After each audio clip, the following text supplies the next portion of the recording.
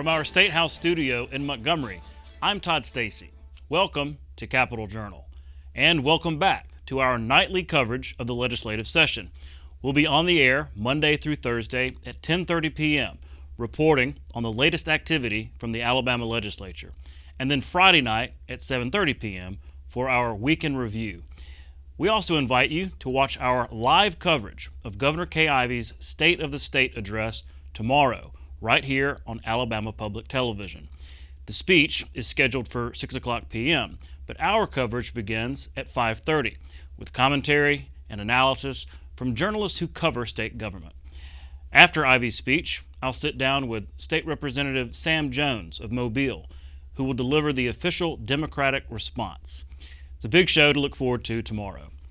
Leading the news tonight, House Democrats staked out their agenda one day ahead of the session. Dubbed the Plan for Prosperity, the agenda included proposals to end the state sales tax on groceries, eliminate income taxes on overtime pay, criminal justice reform, expanding voting access, and increasing health and public school funding. And so as we begin the legislative session, I believe it's critical that we take this time to reflect upon the progress we've made, the obstacles we have yet to overcome, and assess the new and unexpected challenges as they arise. This is how we can move in a smart and strategic way to move our state forward. Too often we can become distracted by the cynical and controversial issues or complex issues of the day, but we want to remain strong and remain focused on the issues that really have a direct and meaningful impact on the state of Alabama. And so my colleagues today will be going through a number of issues that we deem as priorities. Alabama House Democrats strongly believe in ensuring that businesses, large and small, have the necessary capital, qualified personnel, and meaningful resources they need to prosper and thrive. Our pro-growth economic plan of bold strategic investments includes reducing the tax burden on family-owned businesses, ensuring greater access to affordable housing, and incentivizing child care for parents returning to the workforce. We must continue our efforts to close the income gap and bolster training opportunities to meet the specialized and evolving demands of innovative, high-tech employers. Further, we must continue investing in and improving our infrastructure to meet the needs of current industries while we simultaneously create a business-friendly environment that will nurture entrepreneurship, grow wages, and attract new companies to Alabama. President Joe Biden was in Selma this weekend to commemorate Bloody Sunday, a landmark moment during the civil rights movement that culminated in a violent attack on marchers by police. Biden spoke about the incident, how it was broadcast around the country and galvanized support for the civil rights movement, and eventually led to passage of the Voting Rights Act of 1965. Biden also claimed the right to vote is still under threat from states passing election law changes. He also criticized Alabama's latest congressional redistricting plan. But as I come here in commemoration, not for show, Selma is a reckoning.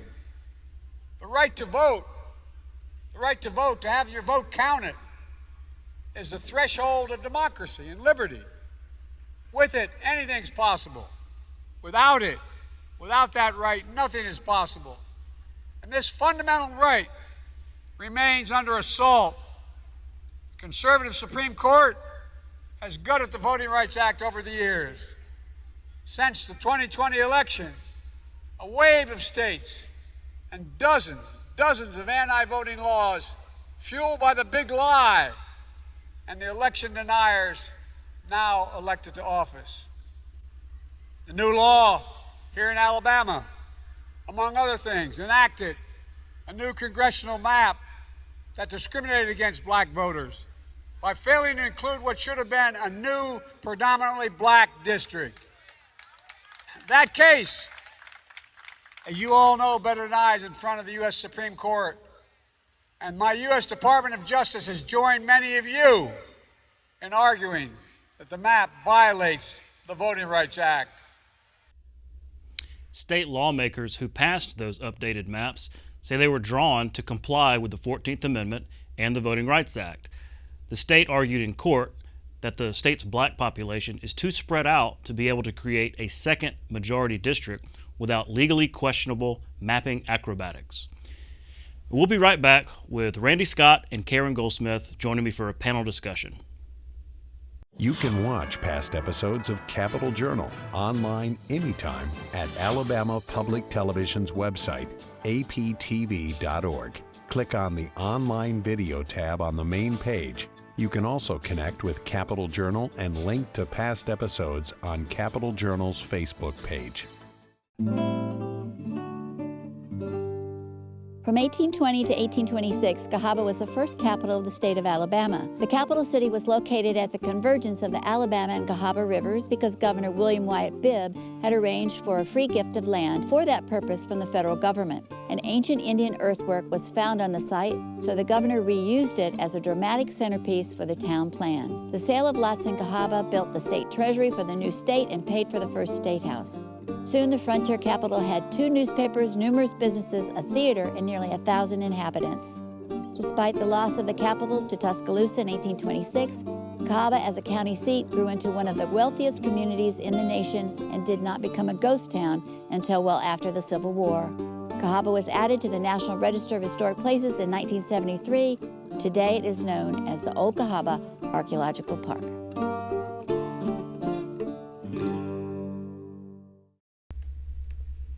Joining me next here at the desk are the Capitol Journal All-Stars, Randy Scott, Karen Goldsmith, reporters for Alabama Public Television. Thanks for being willing to come and have a panel conversation. Where's my medal? I'm an all-star now. That's your all-star, all-star panel. So was I a first-round draft choice and I just skipped all past that?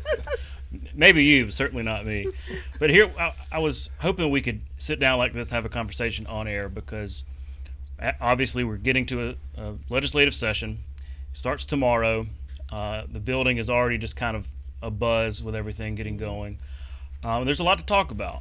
And, it starts obviously with the governor's State of the State address. We're going to have that live here tomorrow night. Randy, I thought about you because I know you've covered quite a few State of the State speeches over the years. And I wondered, is there anything going into the speech that you're looking to hear from the governor? When you said the building is a buzz, I know you don't mean with the wasps and hornets outside, even though it's like a spring-like day in March. Yeah, the legislators are back. The governor has her state speech tomorrow.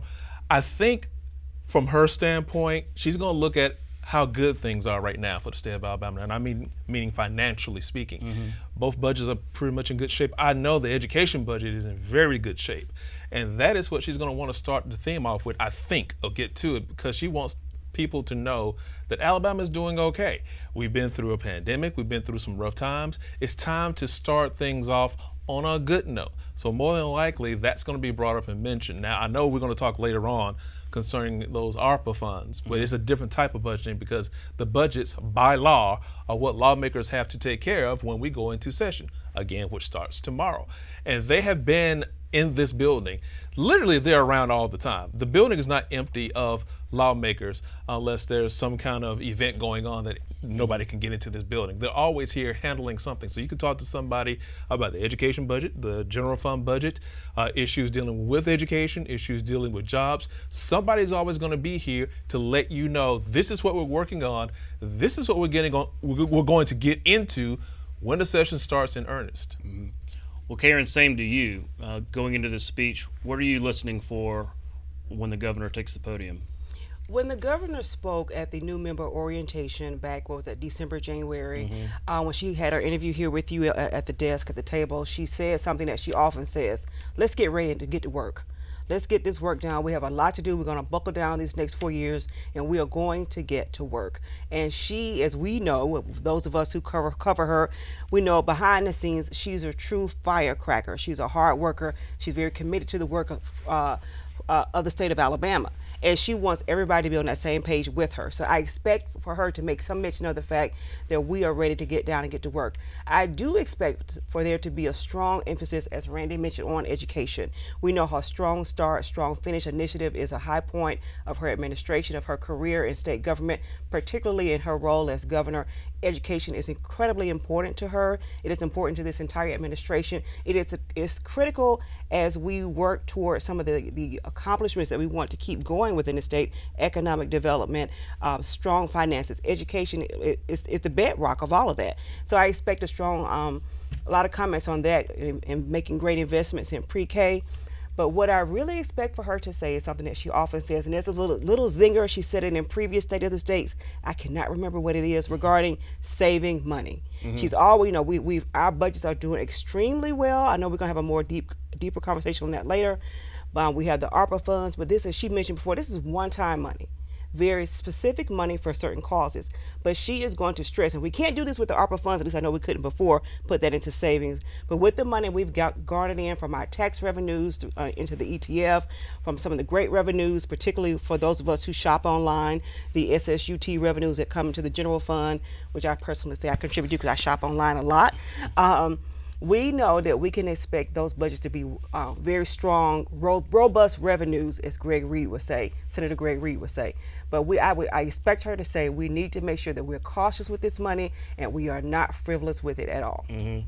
You mentioned education. I'm certainly going to be listening for that as well, because in your inauguration speech, a couple of months ago, almost 2 months ago, she had some lofty goals about education. She wanted Alabama to be ranked in the top 30, not in the 30s, but in the top 30 in math and reading by the end of her term. That's an incredibly ambitious goal. But she didn't have a whole lot of specifics, right? It was more just aspirational. And so, and we're talking with the governor's office and everything, hey, when are we going to find out specifics? When are we going to know? They keep saying state of the state. So I'm curious, what is it going to mean? Is it, more resources for the Literacy Act, more resources for the Numeracy Act, charter schools, other types of school choice? So I'm really curious on the education front as well. Back to you, Karen. Can I throw this in right quick? Sure. We know she did set up an education commission to start doing some of this work as well, and she mentioned a lot about commissions in her inaugural address. When you mentioned her inaugural address, I thought about that, and she has set that up to kind of get this work going as well. So we know that was a start. Well, you mentioned ARPA, and I was going to ask you about that, both of you. There are strong indications that the governor will call a special session right away, just like last time, right? She's used this tactic a couple of times to really isolate the issue. In this case, the American Rescue Plan Act funds, the second round of funds. From your reporting, what are you hearing in terms of what this second round of ARPA funds might be spent on? It's interesting because we've heard little to nothing as far as details. We know with that first batch of funding, they were very detailed about we're going to do X, Y, and Z. What I have heard is that this next round of funds, the federal government is being more restrictive with these funds. The reporting is going to be a little bit more strenuous with these funds. The federal government has laid out very detailed parameters on how these funds can be spent. And as we heard from our finance director, Bill Poole, the state has done really well with following those guidelines. We've not had any negative comments at all from the federal government. So I do expect with this next batch of funds that our lawmakers, the finance director, the governor's office will make sure that we stick to that great track record we've had with the first set of funds. But this is what we do know. The same needs are still there. Broadband, water and sewer, hospital reimbursements, healthcare costs. Yeah. Those types of things are still the top tier needs for the state, and they are critical needs and will make such a huge impact in improving the quality of life for all Alabamians. So we know those are the main needs, but as far as any real details on how that money will be spent with this second batch, we've just not heard those detailed discussions like we did with the first. Yeah. We know what the wishes are, but what the actual spend will be, I don't want to guess.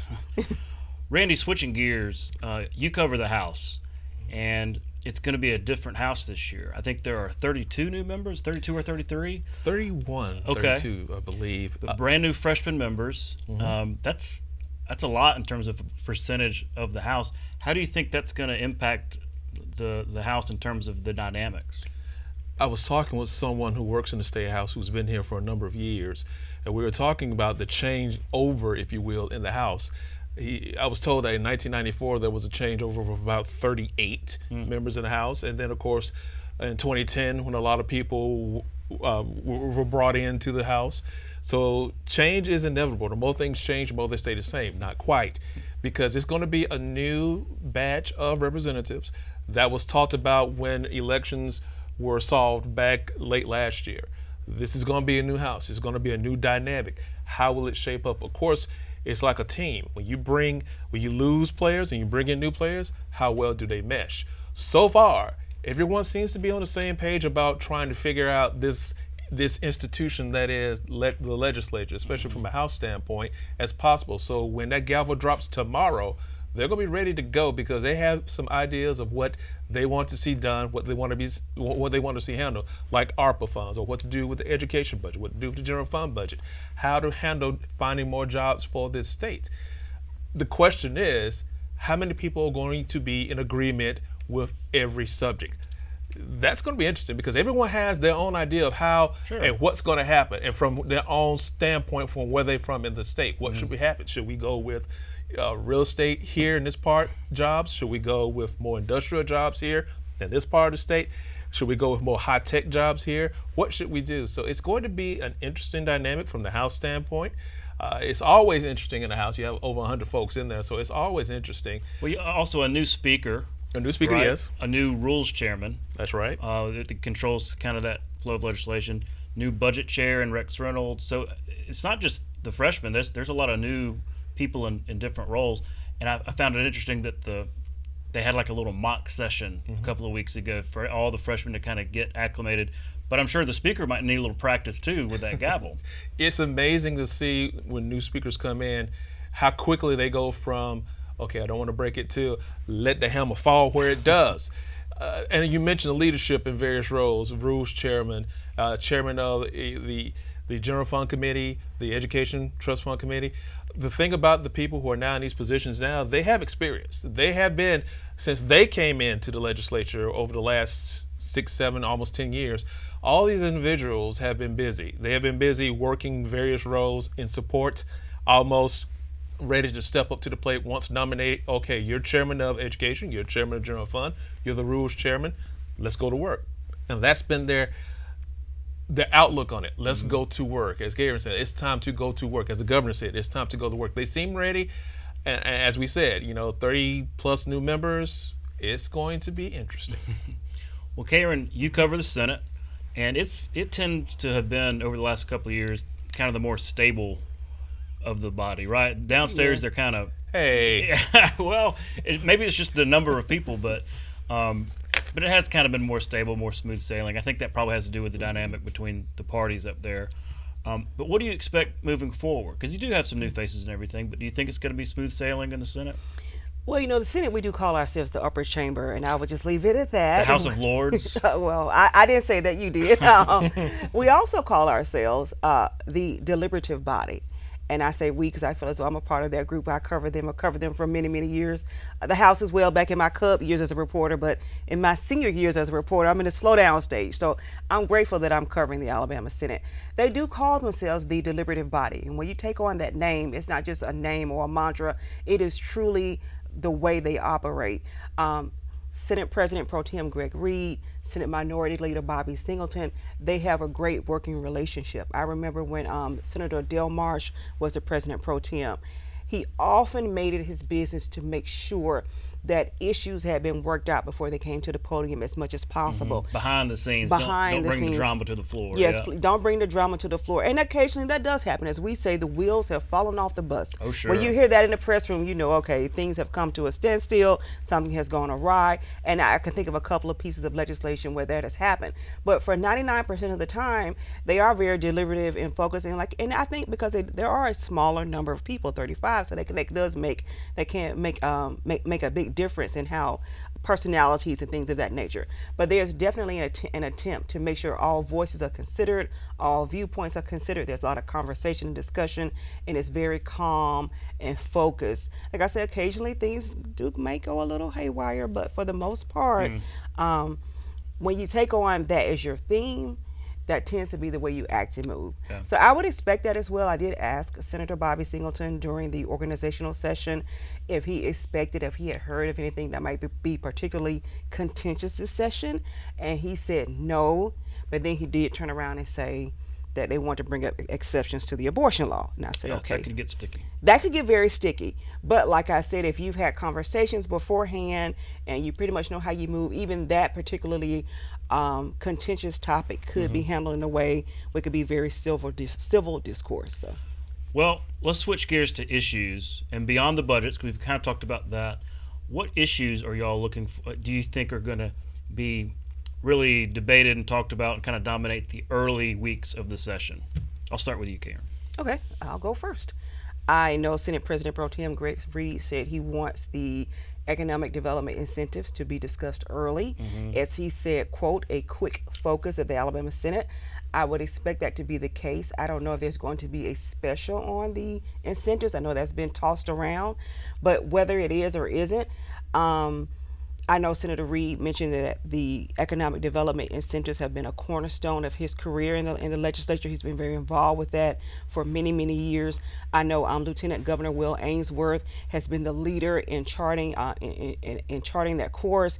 As we know, he chaired the Economic Development Incentive Commission that met during what we call the off season. So we know that the people most involved with that work are in the Alabama Senate. I would expect that to come up early. That's critical because, one, the economic development incentives that we have now are going to sunset or expire here over the summer. So they have to be renewed, and even just for that amount to just keep them from sunsetting. We also know that there's a cap on how much can be offered in incentives, and so they want to either look at increasing or removing that cap because that's kind of limiting how much business we can recruit. They want to look at mega sites and more technology type things, and there's even going to be a focus on, and this was put in one of the goals that the commission came up with, what can we do to fortify even more our small businesses? Small businesses are the majority of businesses in our state, and even minority-owned small businesses as well. So they want to make sure they give them more support so that those entities can continue to grow within our state. Well, Randy, before we run out of time, I wanted to ask you, and you've done some reporting on a lot of these issues. What are you hearing from lawmakers about issues they want to really focus on early in the session? I know you covered the House Democratic Conference today. The House Democratic Conference today, where they talked about a number of things, including healthcare expansion. For instance, making sure places in rural areas especially have hospitals. Someone said today, over the last year or 2 years, there have been close to 17 hospitals in this state that have closed. In areas where no hospital needs to close because people need them. So that's something they want to talk about in terms of getting health care, affordable health care to people throughout the state. Now, also under that same umbrella in terms of health care, there's a lot of talk going on nowadays about addressing mental health issues. I know Speaker Nathaniel Ledbetter, the new Speaker of the Alabama House, before he became Speaker, he was on a commission that the governor started where they wanted to tackle and look at things dealing with mental health because it's a serious issue. And as we were saying today, asking some members of the Alabama Democratic Conference during in Democratic caucus during their meeting, this is something that touches all aspects of life, whether or not you're in business, whether or not you're in education, whether or not you're in law enforcement. It covers a lot of things, and a lot of people are saying we really need to look at this and try to see how we're going to handle it. And you might even see some support across the lines in terms of ideas coming up of what people can do to handle this. So that's something that people are going to talk about because, like I said, it affects a lot of different gamuts on a lot of different sides. Something else that came up too that was mentioned, I haven't heard a lot of people talk about it lately, but that word came up, gaming. The gaming issue. It may be something that you may hear about maybe a little bit later on because for the last how many years, it's always been something that's been on the table for lawmakers, both chambers. And let me just add on behalf of my Alabama Senate, the Senate said that they are not going to touch gaming unless something comes from the House. Yeah, the House took that up today saying, look at what the Senate done did.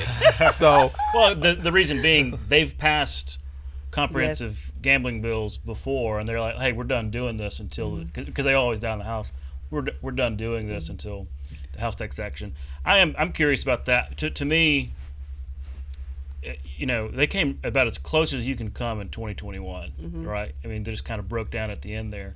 But to me, it really, something on gambling is probably going to take the governor pushing it, out there. And another thing I thought was interesting about the Democrats' press conference was, two of their main proposals sound like Republican proposals. The tax cuts, right? Tax cut on income tax, basically overtime income tax, and removing the sales tax on groceries. You could slap, what Republican doesn't like tax cuts? So I think that's interesting. Well, you can say tomato, I can say tomato, they can say tomato, they can say tomato. It depends on who you talk to, because one side would say, well, we've been nominating this and supporting this for years. The other sales side, tax on groceries was always historically a Democratic issue. Right. And so now it's switched. John Knight. Now Exactly. everybody wants it, and it depends. Yeah. Well, I hate that we're out of time, but we'll do this again throughout the session. Wow. And thank you both for coming on. I know it goes really quick. Oh, I know. Tomorrow, I cannot wait. I'm so excited. Take this picture now. All right. Well, that's our show for tonight. Thanks so much for watching. Again, we'll be on the air Monday through Thursday nightly at 10:30 p.m. and 7:30 on Fridays. For our Capitol Journal team, I'm Todd Stacy. We'll see you next time.